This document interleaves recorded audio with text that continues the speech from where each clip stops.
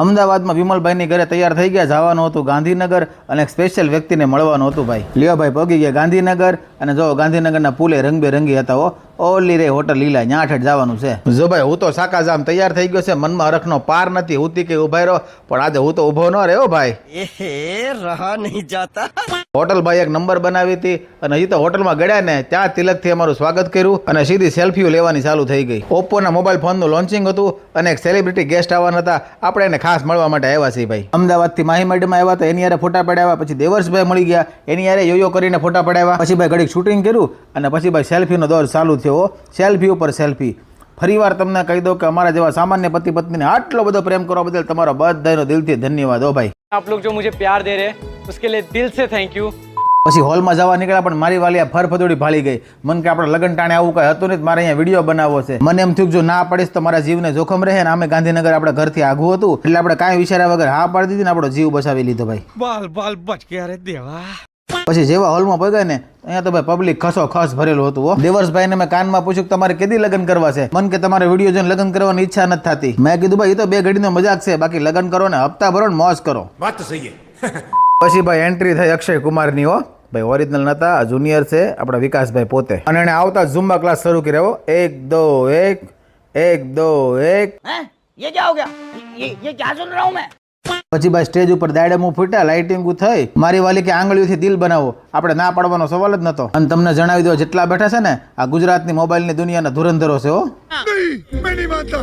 પછી ભાઈ અમારા આરજે યુવરાજ અને એમના મિસિસ એટલે કે વિધિ મેડમ આવી ગયા. એમની હારે મુલાકાત કરી અને આવતા પંચાયત ચાલુ. યુવરાજભાઈ મને પગે લાગ્યા. મેં કીધું ભાઈ હું એટલો બધો ગૌડો નથી થઈ ગયો. ખરેખર વિકલ્પભાઈ નો દેખાવ અને અવાજ સેમ અક્ષય કુમાર જોઈ લ્યો. Same but different. પછી બધાને પૂછ્યું કોને કોને ઘરવાળાથી બીક લાગે. બધાય હાથ ઊંચા કર્યા બોલો. પછી ભાઈ ડાન્સ શરૂ કર્યો અને એક જ સ્ટેપ એવો છે ને કે અમને બેયને હરખું આવડે છે. અમદાવાદ અને સુરતથી ઘણા બધા આરજેએસ અને બીજા ઇન્ફ્લુએન્સર પણ અહીંયા ભેગા હતા હો.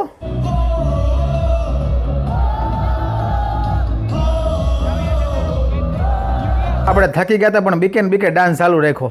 डर सबको लगता है.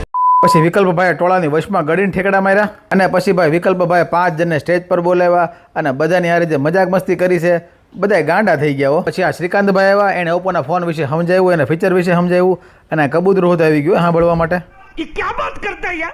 તમને ખબર છે અમારા અમરને અકબરના મોઢા કામ પડી ગયા છે ભાઈ. ક્યારના એક જણની વાટ જોવે છે પણ હજી વ્યક્તિ આવી નથી એટલે આ ઇંતજારમાં મોઢા પડી ગયા છે.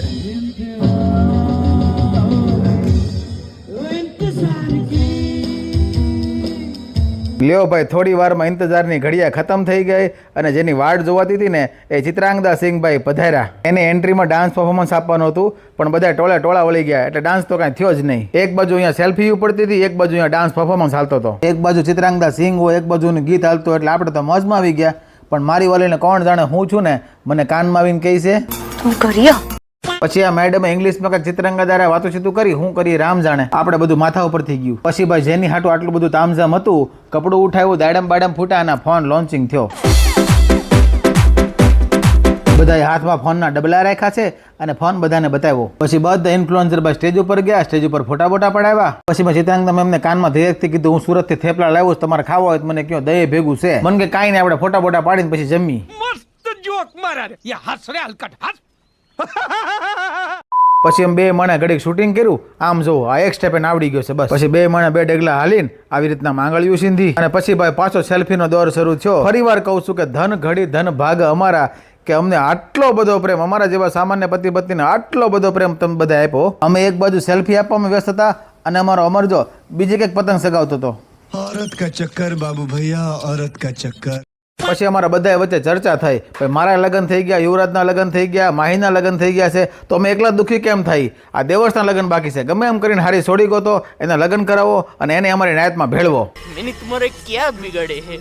અને ભાઈ અચાનક આરજે યુવરાજ પાર્ટીમાંથી ગાયબ થઈ ગયો. એના પત્ની હાફળા ફાફડા થઈ ગયા. લગભગ એમ કહેવાય કે અડધો કલાક થયો છે ને અચાનક યુવરાજ પ્રગટ થયો. આવીને મને દાંત કાઢવા. અમને બધાને એના પર શંકા ગઈ, આ હતો ક્યાં? એને એના મોઢે કાંઈ કીધું નહીં પણ બધા સમજી ગયા. પતા લગા લિયા, સબ કુછ પતા લગા લિયા. અને પછી ભાઈ હોટલની અંદર અદાલત ભરાણી, કેસ ચાલુ થયો, વકીલો રખાણા, આરોપ પ્રત્યારોપ થયા અને એમ કહેવાય કે છેલ્લે આરજે યુવરાજે પોતાની બેગુનાહીના સબૂત આપ્યા અને પછી અમારે જજ સાહેબ એવા વિધિ મેડમે એને બાઇજ્જત બરી કર્યા. The case is closed.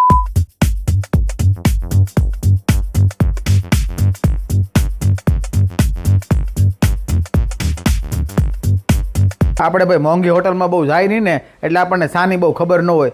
આપણે તો પહેલાં ઘૂંટડો ભરી લીધો અને પછી ખબર પડી આ લોકો સાતો આપે પણ ખાંડ અંદર આપણે નાખવાની હોય. પછી ખાંડ લઈ આવ્યા, ખાંડ નાખી અને શરૂ થઈ ચાય પે ચર્ચા. હજી મને લાગે છે કે આજે આરજે યુવરાજને ઘરે જઈને કમઠાણ તો છે જ.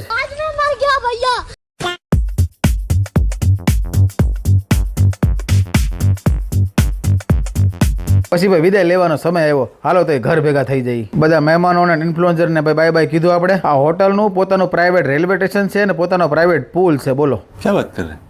હાલો તો હોટલ લીલાને આપણે બાય બાય કરી દઈ અને ગાડી મારી મૂકી સુરત કોઈ. રસ્તામાં ભાઈ પાણીપુરી ભાળી અને મારી વાલી ભાઈ ઠેકડો મારીને ઉતરી છે. પછી હાવ ડાયરાએ પાણીપુરી ખાધી. આ જ્યારથી મોબાઈલ આવ્યા ને ત્યારથી આ બધા લોકોને હક થઈ ગયો. પણ પછી ભાઈ ગાડી મારી મૂકી સુરત કોર અને આવ્યો મુંબઈ દિલ્હી એક્સપ્રેસ હાઈવે. મેં ઓર મેરી તન્હાઈ, કાલે ડિબાંગ જેવી રાત અને હાઈવે. મજા મજા હો ભાઈ, मजा ही मजा है. હજી તો હાઈવેના અમુક પાર્ટ જ શરૂ થયા છે.